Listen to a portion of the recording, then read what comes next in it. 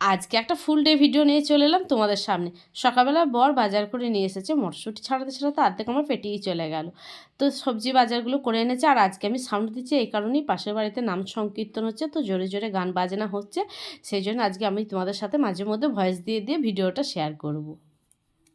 সকালবেলা এখানে জলখাবারে এরকম আমার জন্য বানাচ্ছি একটু বাটার দিয়ে পাউরুটি শাঁকা। ভেবেছিলাম জ্যাম দিয়ে খাবো, জ্যামটা না নষ্ট হয়ে গেছে। এই দেখো জ্যামটা পুরো নষ্ট হয়ে গেছে। তোমাদের দাদাভাই যখনই আনে না খুব বড় বড় নিয়ে আসে, আর সোনাই তো একদমই খেতে চায় না, আমি খাই একটু আধটু।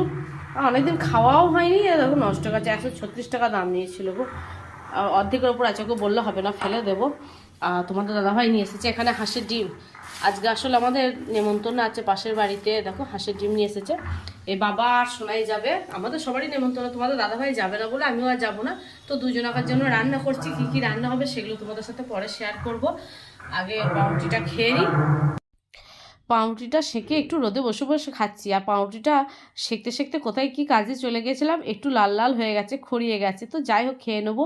এরপর রান্নাঘরে চলে এসেছি, এখানে করবো একটু ফ্রুট চাটনি। নিয়ে নিচ্ছি আমসত্ত্ব, খেজুর, লেবু, টমেটো, কাজু, কিশমিশ। কড়াইয়ে দিয়ে দিয়েছি একটুখানি তেল, 5 ফোড়ন। আর এরপর সব সবজিগুলো দিয়ে ভাজা ভাজা করব।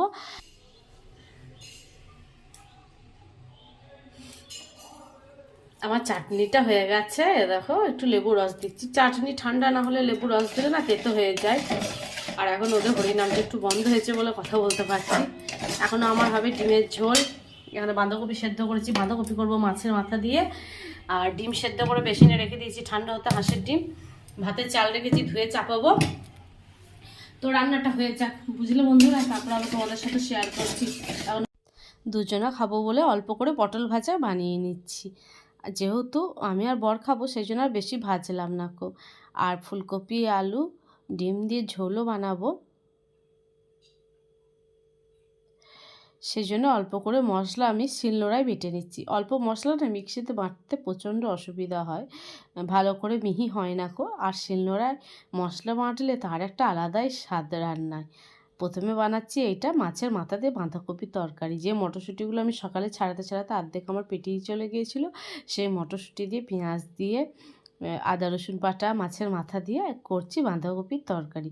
তরকারিটা দুবেলাকারই বানিয়ে রেখে দেবো। আর তার সাথে বানাবো হাঁসের ডিম দিয়ে ঝোল। হাঁসের ডিম আমার এতই পছন্দ, আমি দুটো খাই আর আমার বর একটা খায়। কিন্তু আজকে যেহেতু দুজনা খাবো তাই দুজনা দুটো দুটো করে 4টে খাবো।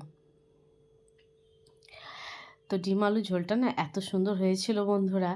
এই ফুলকপি দিয়ে শীতকালে যে কোনো রান্না করলেই না আমার খুব ভালো লাগে। ফুলকপিটা আমার খুব পছন্দের, বাঁধাকপিটা আমি একদমই অত পছন্দ